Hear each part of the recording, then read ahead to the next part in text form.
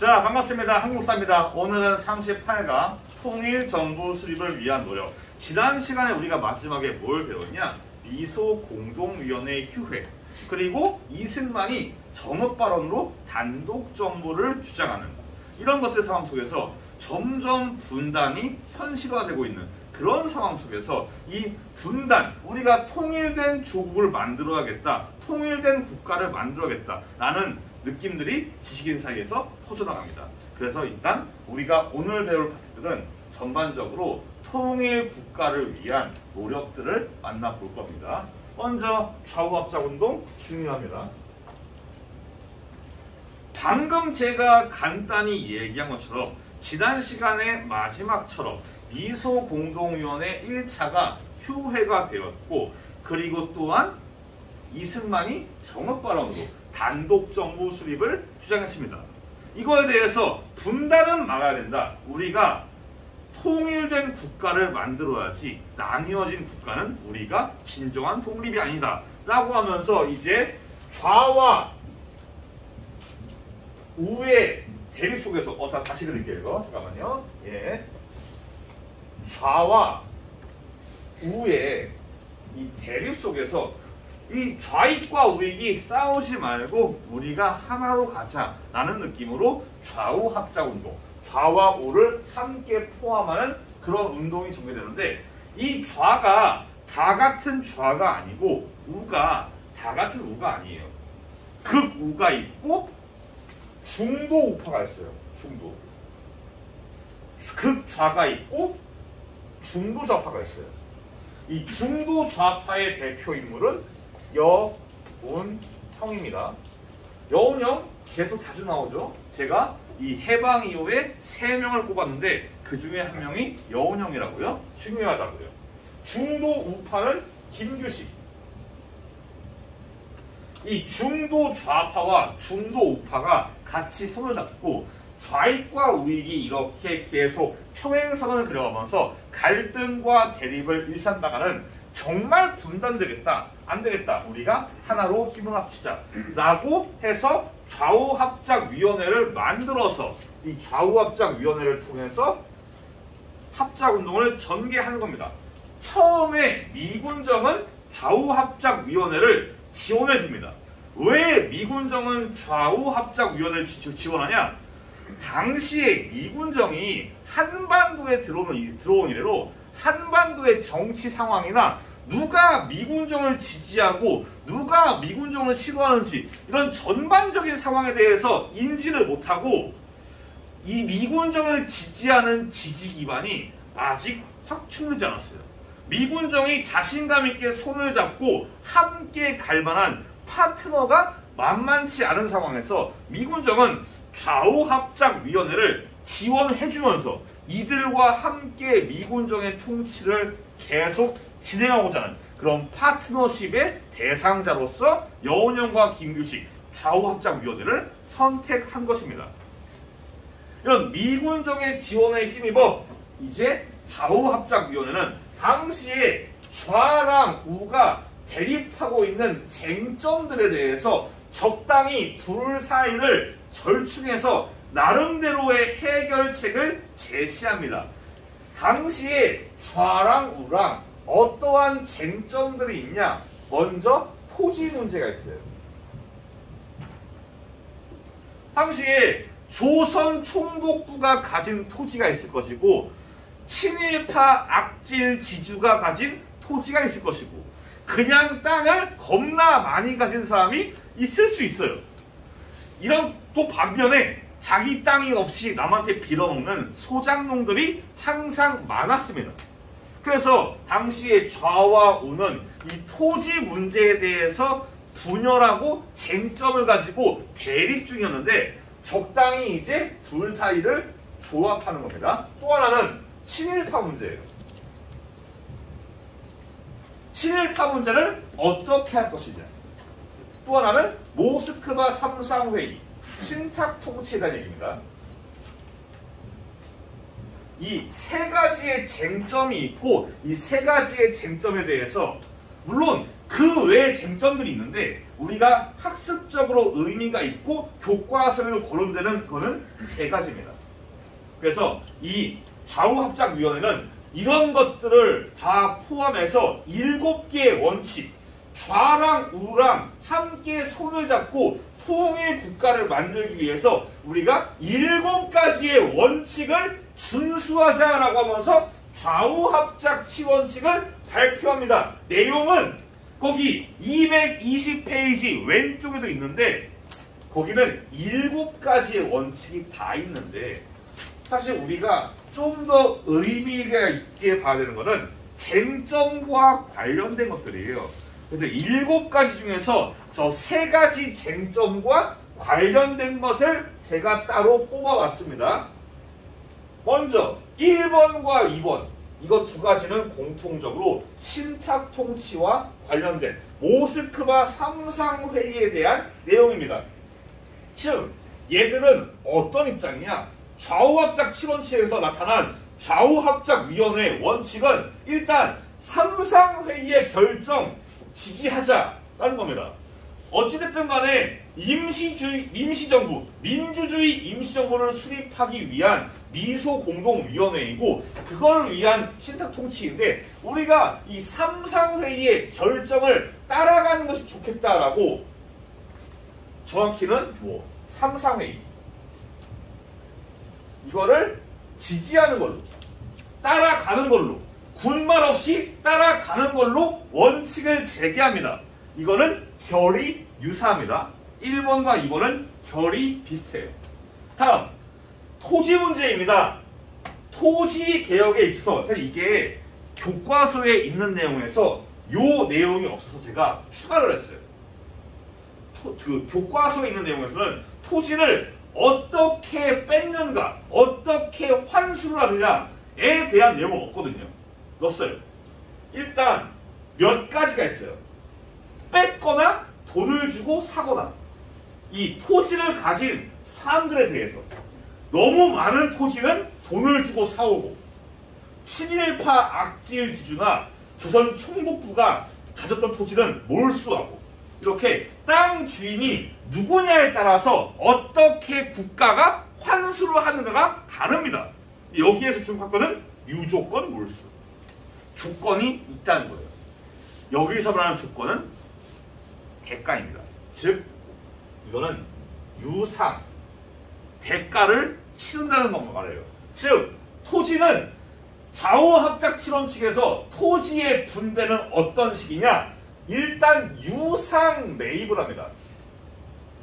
모을 수도 있지만은 일단 유상 매입을 하고 그리고 나눠줄 때는 엠빵 무상 분배 대가 없이 그냥 농민들한테 쫙 뿌리자 라는 게 글씨가 좀 많이 개판인데 여튼간에 무상으로 농민들에게 나누어 준다고 말을 한 게 좌우합작 7원칙이에요. 다음 7.18의 문제.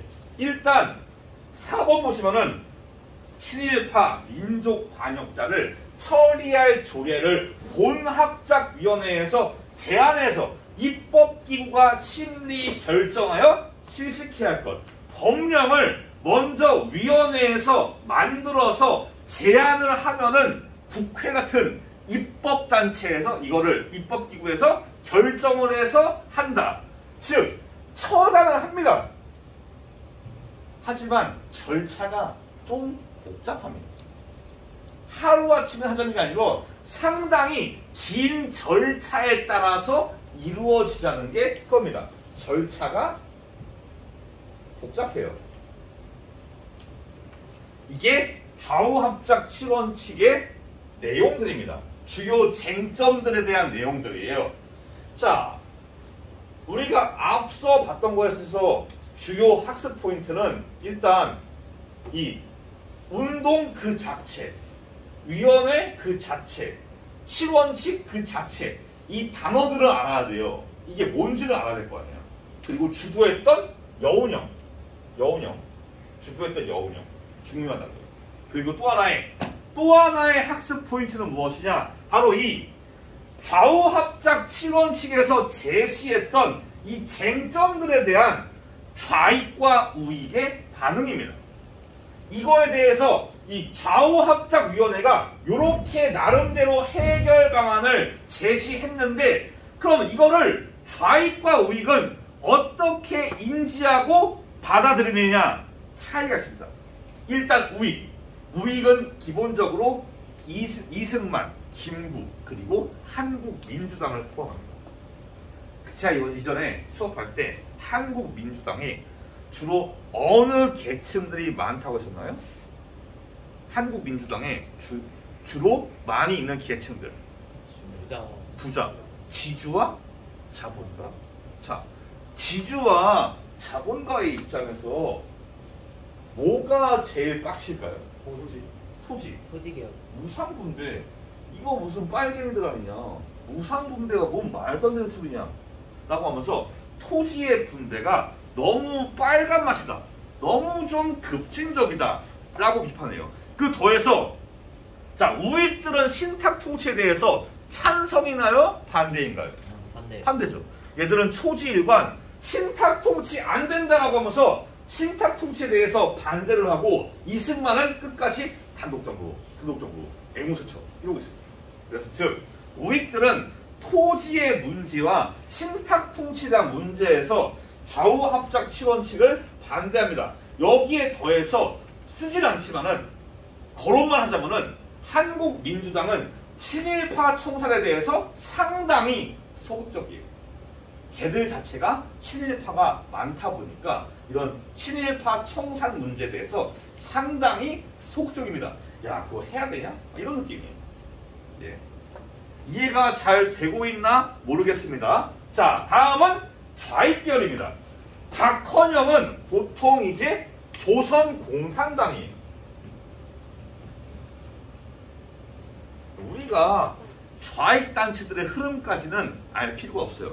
뭐 조선공산당이니 남조선노동당이니 아실 필요는 없습니다. 근데 박헌영은 당시에 한반도 남쪽이나 한반도 전체 쪽에서 공산주의 계열에서 상당히 인지도가 높은 사람이에요. 하여튼간에 좌익 계열은 어떤 주장을 하냐? 야, 친일파 청산을 할 때 무슨 조례를 만들고 법을 만들고 이지랄을 하냐? 그냥 죽창 들고 가자 레볼루션 이러면서 다 찔러 죽여야 되는 거 아니냐? 친일파 청산이 뭐 이렇게 질질 끄냐? 깔끔하게 청산하자 라고 비판합니다. 또한 토지에 있어서 유상매입. 야 무슨 토지를 뺐을 때 돈을 주고 사냐. 그냥 악덕지주 이런 새끼들 그냥 다 토지를 그냥 무상으로 몰수해야 되는 거 아니냐. 그럼 대가를 지불하냐 라고 하면서 요게 너무 지주들을 위한 가진 자들을 위한 정책이다라고 비판합니다. 참 아이러니한 겁니다. 좌파와 우파를 나름대로 절충해서 제시했는데 좌파와 우파 모두 같은 상황에 대해서 다르게 반대를 해요. 이 토지개혁 문제가 우파와 좌파 모두 이거를 받아들이기가 어려웠습니다. 그래서 결국 좌익과 우익 계열은 이 좌우합작 치원칙에 동의하지 않습니다. 이런 상황 속에서 자 이제 점점 이 운동이 끝을 향해 갑니다. 이군정이 아까 말한 것처럼 초기에 이 좌우합작위원회를 지지를 해줘요. 얘들은 좌우합작위원회의 멤버들을 바탕으로 한반도의 통치를 하려고 합니다. 그래서 남조선 과도 입법위원을 만들어가지고 여기에 멤버에 좌우합작 치원칙을 만들었던 위원회 멤버를 대거 포함시키면서 미군 정부와 함께할 파트너로 얘들을 나름대로 초반에는 인지를 하는데 문제는 이 사이에 터진 게 지난번에 배웠던 트루만 독트린. 공산주의의 확장에 대해서 미국이 더 이상 가만히 있지 않겠다. 적극적으로 막겠다라는 트루먼 독트린이 이때 터집니다. 즉 공산주의 진영 소비에트聯邦과 자본주의 진영 미국이 이제 대립을 이어가는데 좌우합작을 이런 상황에서 미군이 지지할 리가 없어요. 그래서 자연스럽게 지지를 철회합니다. 냉전이 본격화되면서 아예 좌파 계열이 묻은 모든 거를 다 손절해버려요. 그러면은 미군정은 누구랑 파트너십을 맺냐? 이제 이승만과 한국민주당을 미군정이 함께할 파트너로 전격 승인합니다. 이승만은 미국의 입장에서 상당히 매력적인 인물이에요. 일단 미국에서 오래 활동했어요. 그리고 같이 빨간 거라면 정말 싫어합니다. 정말 빨간 거는 뭐든 싫어요. 그래서 일장기도 싫어하나? 좀 빨간 거 되게 싫어합니다. 거기에 더해서 영어를 잘해요. 뭐 하나 거리 끌기 없는 사람이에요. 그래서 그 다음부터는 이승만과 함께 미군정이 하는 겁니다. 여운형은 이렇게 점점 힘들어지는 상황 속에서 계속 나름대로 발로 뛰면서 좌와 우의 합작, 좌와 우의 합작을 계속 시도하는데 결국 여운형이 암살되면서 좌우합작 운동은 중단됩니다. 하지만 여운형이 죽었지만은 남은 김규식은 이후에도 계속 통일 정부를 위한 노력을 이어가게 됩니다. 이게 좌우합작 운동이고 오늘 우리가 배울 것 중에서 가장 중요도가 높습니다. 이해가 되셨나 모르겠습니다. 다음으로 넘어가 볼게요. 이런 상황 속에서 여기 번호는 시간 순서예요. 시간 순서. 이런 상황 속에서 미국은 소련과 같이 제2차 미소공동위원회를 다시 개최합니다. 하지만 입장 차이, 참여 단체에 대한 입장 차이를 좁히지 못한 채 2차 미소공동위원회도 결렬이 돼요. 그러자 미국이 손 뗍니다. 아이 못해먹겠네 이러면서 저기 유엔 성님들 저 미국 더 이상 소비에트 연방이랑 대화가 안 됩니다. 저 유엔 성님들 성민들이 한반도 문제에 대해서 논의를 해보시죠. 라고 하면서 한반도 문제를 미국과 소련이 결정하는 게 아니라 유엔에 넘겨버립니다. 유엔 총회에서 한반도 문제를 논의하게 넘겨버리는데 소련은 여기에 대해 반발합니다. 미국 놈들이 감히 니들이 모스크바 상상회의 결정을 개무시하냐? 이거는 얘기가 다르지. 라고 하면서 소련은 이거에 대해서 반발하면서 총회 자체에 불참합니다. 소련의 불참 속에 유엔에서 그러면 이제 자 한반도 문제에 있어서 이제 선거를 통해서 민주주의 해봅시다 라고 결론이 나와요. 선거를 어떻게 하냐? 여러분들 자 또 어려울 수 있는 질문이에요. 자 주무시는 분들 일어나시고 자 선거를 할 때 가장 먼저 하는 게 뭘까요? 선거구를 정해요. 네? 선거구를. 그렇죠. 선거구를 정하는 게 우선이에요. 그 대표를 뽑아야 되니까 그 국민들의 대표를 뽑는데 이 국민들을 범주에 넣어야 됩니다. 그게 스모구예요. 강서갑, 강서을, 양천갑, 양철을 이런 것처럼. 선거구가 사실은 시작된 거는 영국에서 1800년대인데 19세기인데 선거구가 말이 많았어요. 이거 되게 어려운 얘기니까 듣기만 해요. 자, A라는 도시, 제가 좋아하는 스토크-온-트렌트, 예를 들어 인구가 예를 들어 10만입니다. 예를 들어서 그때 산업혁명으로 갑자기 성장한 여러분들도 잘 아는 도시들, 리버풀, 맨체스터, 그 도시들이 산업혁명 시기에 석탄과 철강으로 점점 성장한 도시인데 특히 석탄으로 여튼 리버풀 전 별로 좋아하지 않지만 리버풀 인구 예를 들어 100만 이런 상황인데 대표가 한 명 10만 명 중에 한 명 100만 명 중에 한 명 이게 무슨 10만 명 중에 한 명이면은 상당히 대표성이 없어져요. 여기는 100만 명 중에 한 명이잖아요. 그러니까 이렇게 뭔가 인구에 따라서 대표 수를 해야겠다. 여긴 100만 명이니까 한 명이 아니라 한 5명 어떠냐. 이런 식으로. 이거를 인구 비례에 따른 선거구 결정이라고 해요. 이 얘기를 왜 하냐? 민주주의의 기본, 선거구의 기본은 인구 비례예요. 지금도 우리나라 지방지역에 보면 인구가 없으니까 합쳐요. 그런 것처럼 유엔에서는 야 민주주의 아니면은 인구비례 아니겠냐 라고 하면서 한반도에서 선거를 실시할 때 인구비례에 따라서 선거를 하자라고 합니다. 근데 이 인구비례가 여러분도 잘 몰라도 상식적으로 아는 게 한반도에서 어디가 인구가 많아요? 남쪽이요. 남쪽이죠. 인구가 훨씬 많아요. 이거는 삼국시대부터 항상 그렇습니다. 왜냐? 남쪽은 따뜻한 남쪽 나라, 논과 밭이 있고 곡식 잘 나오고 평야지대, 자연스럽게 여기에 인구가 많아요. 항상 그래왔어요. 유엔에서 선거구를 나눌 때 여기는 200개, 여기는 100개 란 말이죠. 여기에서 한반도 북쪽을 담당하는 소련이 반발합니다. 아니 지금 국회에 지금 정부의 국회에 3분의 2를 한반도 남쪽이 먹으면은 니들 마음대로 다 하겠다는 거냐. 지금 우리나라도 헌법에서 3분의 2를 먹으면은 다 할 수 있어요. 사실상 이런 상황이니까 이게 뭐냐 3분의 2는 안 된다 이러면서 소련은 인구 비례에 따른 선거를 극렬하게 반대합니다. 소련이 반대를 하든 말든 유엔에서 인구 비례로 선거하자 결정이 났고요.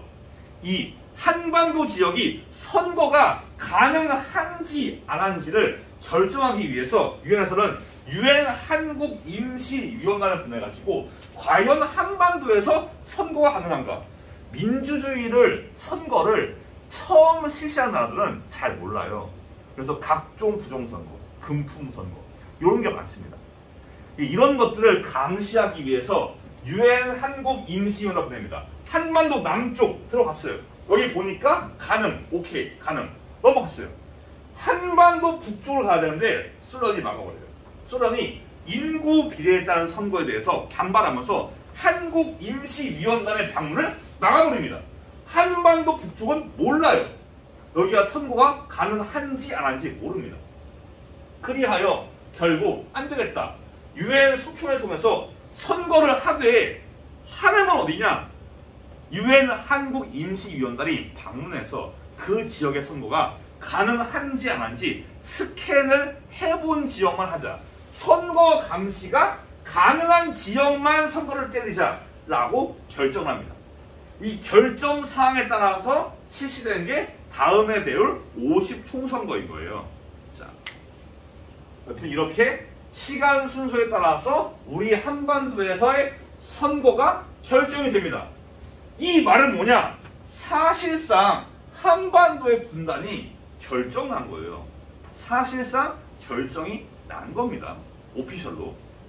이거에 대해서 당연히 반발하는 사람이 있겠죠. 안 된다. 분단은 안 된다. 우리가 통일된 정부를 만들어야 하지 않겠냐? 라고 해서 나온 게 남북협상입니다. 저 뒤에 교실 뒤에 역사랑 애들이 그림을 그렸어요. 그림 그린 거는 선생님인데 김구에 대해 써놨잖아요. 100번 김구 선생님이 독립운동을 할 때 분단된 조국을 위해서 한 게 아니란 말입니다. 그분이 말하는 독립은 완성된 우리 민족의 통일된 조국이에요. 하지만 소총회의 결의를 통해서 분단이 거의 오피셜로 결정이 나자 김구는 김규식과 함께 안 된다 막아보자 라고 하면서 북한의 지도자인 김일성에게 편지를 씁니다. 김일성 씨, 우리 만나서 통일 조국을 위해서 좀 대화를 나누어 봅시다 라고 해서 김구와 김규식이 평양에 가서 이제 김일성을 만납니다. 남북협상. 그래서 김구가 김일성을 만나서 회담을 해서 그 결과 남한의 한반도 남쪽 지역에 단독 선거를 반대하는 성명, 통일 조국을 만들자는 성명을 발표합니다. 하지만 이 성명서는 어떠한 효력이 없어요. 미국과 소련이 성명서를 글자 그대로 완전히 개무시하고 가장 안타까운 거는 김구 선생님의 이 통일 조국을 위한 노력이 김일성에게 이용당합니다. 사실 이때 김구가 만날 때 이미 김일성은 북한에서 정권을 만들 준비를 거의 다 끝냈어요. 북한에서 군대를 만들었고요. 헌법을 제정해요. 이미 북한은 단독 정부를 세우려는 움직임을 거의 끝낸 상황이에요. 그 상황에서 김구를 만나서 뭘 하냐? 자기의 선전을 위해서 김구를 이용합니다. 여러분들 무슨 뭐 남쪽에서 김구 선생님이 저 김일성을 만나러 왔습니다 이러면서 김구를 이용한 거예요. 프로파간다로. 자기의 지지도를 올리기 위해서. 이용만 당한 불쌍한 안타까운 그런 상황입니다. 불쌍한 건 아니지만 안타까워요. 이 현실이에요. 김구는 그럼에도 불구하고 계속 통일 조국을 위해서 노력하다가 암살당해서 그렇게 남북협상도 중단이 됩니다. 남북협상은 이 업적이나 그런 거에 비해서 상당히 간단해요. 한 줄로 요약이 됩니다. 김구와 김규식이 평양에서 김일성을 만나서 남북협상했다. 정도. 간단하게 요약이 됩니다. 그래서 그렇게 어렵진 않아요. 다음은 이제 221페이지 아래쪽에 제주 4.3 사건입니다. 이 제주 4.3 사건은 지금까지도 논쟁들이 있어요. 특히 우파 유튜버들, 극우 유튜버들에 의해서 제주 4.3 사건의 의미 자체를 아예 없애려는 그런 시도가 많기는 합니다. 일단 저는 우리나라 대한민국 정부의 스탠다드한 방침에 따라서 이 수업을 진행할 겁니다. 자, 일단 볼게요. 당시에 47년도에 3월 1일에 제주도 지역에서 이 통일정부 수립을 추구하면서 단독정부 수립을 반대하는 그런 시위가 있어요. 시위 자체는 나쁜 게 아니에요. 시위는 할 수 있는 겁니다. 근데 이 시위의 상황에서 어떤 일이 벌어지냐? 당시에 기마 경찰의 말 발굽에 어린애가 치이는, 말 발굽에 애가 치이는 상황이 나와요. 여기에 시위대가 분노해서 시위를 하자 경찰이 발포를 합니다. 사망자가 발생해요. 시위에서 애가 치이고 그리고 추가적인 발포로 사망자가 나오자 당시에 미 군정청에 대한 분노가 제주도에서 올라가요. 이거를 누가 이용하냐? 좌익세력들이 이용해서 이 분노를 이용해서 무장봉기를 일으킵니다. 그게 4.3 사건인데 오해하시면 안 되는 거는 지금 대한민국 정부가 4.3 사건을 기억하고 4.3 사건을 기리는 거는 좌익 세력들의 무장봉기를 기리는 게 아니에요. 야, 무장봉기 잘했다. 이런 게 아니에요. 많이들 오해합니다. 그럼 우리는 왜 4.3 사건을 기억하려고 하고 왜 4.3 사건을 222페이지와 223페이지에 한 전체로 다루고 있냐? 그 다음이 문제예요. 자, 제주도가 있습니다. 한라산이 있어요. 여기에서 무장봉기 발생. 그럼 당연히 미 국정청은 군대와 경찰을 보내서 이 무장봉기를 진압을 합니다. 그런데 진압 과정에서 좌익 세력뿐만 아니고 무고한 제주도민들이 많이 죽어요. 정말 많이 죽습니다. 게다가 좌익 세력들도 도망갔다가 내려와서 죽여요. 얘들도 밤에 죽이고 얘들은 낮에 죽이고 이러면서 낮 밤에 번갈아 가면서 우리 미군정의 군대랑 경찰 그리고 좌익 세력들이 번갈아 가면서 제주도민을 학살하는 그런 비극적인 끔찍한 참사가 나오는 겁니다.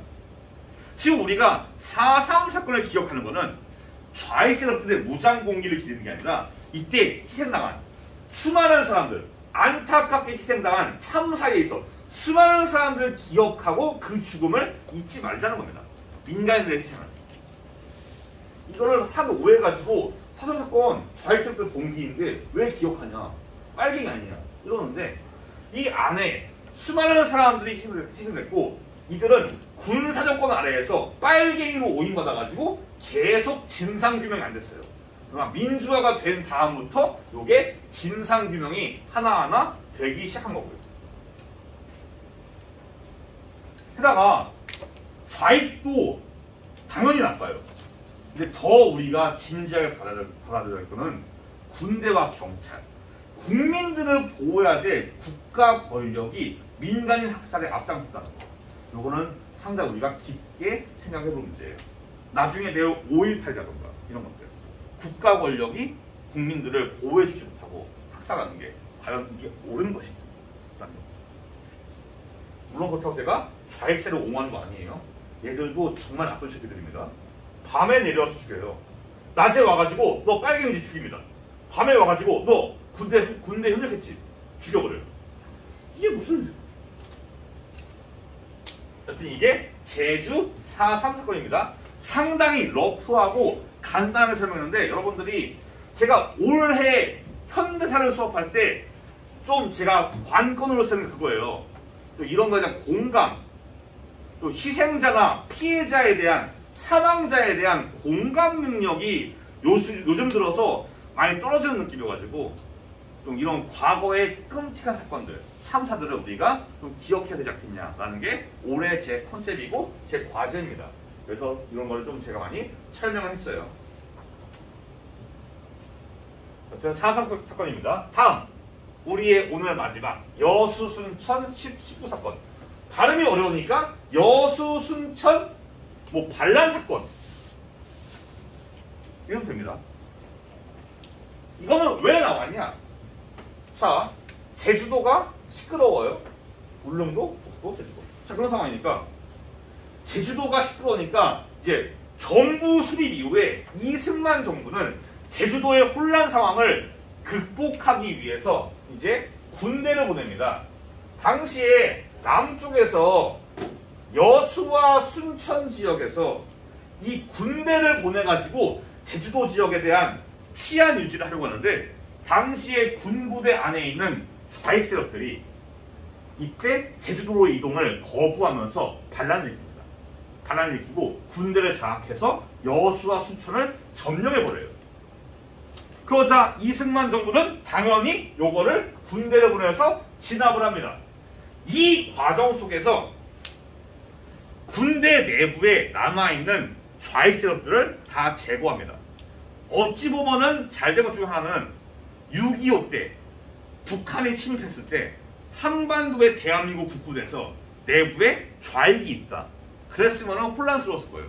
그나마 덕택에 조금 좀 내부 분열이 사라졌는데 여튼 당시에 군 내부의 좌익 세력도 사라지고 반란 군대가 진압됩니다. 반란 군대의 일부는 진압을 피해가지고 그 지리산으로 도망가가지고 여기에서 게릴라 활동을 이어가요. 그게 빨치산, 빨치산이라는 게릴라 활동을 이어가면서 거의 전쟁 초기까지 계속 이어갑니다. 여수 순천 사건은 그렇게 크게 중요하지 않아요. 예. 전쟁이라는 게 6.25 전쟁 맞아요. 6.25 전쟁. 여기에서 이게 거의 48, 10월 19일이니까 거의 이때부터 한 2년간 거의 활동을 해요. 거의 2년간. 6.25 전쟁 초창기까지도 그 잔여가 남았을 거예요. 제 기억에는. 그런 건 크게 중요하지 않고 일단 여수순천 사건은 4.3 사건에 비해서는 중요도가 떨어집니다. 예. 이것도 사실은 만약에 이 해방 이후의 상황을 도식화로 표현할 때는 그냥 지나가는 사건들이에요. 사실은. 이런 것들이 존재했다. 다만 4.3 사건의 의미는 다시 한번 좀 우리가 깊이 생각해보자 라는 겁니다. 오늘 수업은 여기까지고 다음 시간은 이제 앞서 배웠던 UN 소총의 결정에 따라서 선거 감시가 가능한 지역에서 총선거가 실시되었고 그게 바로 50총선거. 우리는 다음 시간에 50총선거와 재헌헌법의 제정에 대해서 배워보겠습니다. 고생 많았습니다. 다음 시간에 뵐게요. 감사합니다.